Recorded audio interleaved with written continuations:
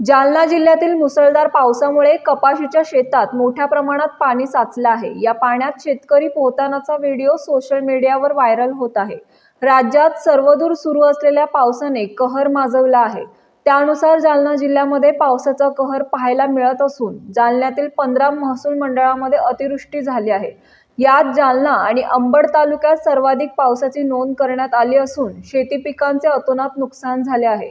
कापसाचे पीक पूर्णपणे पाण्याखाली गेले असून शेतकऱ्याला यात मोठा फटका बसला आहे।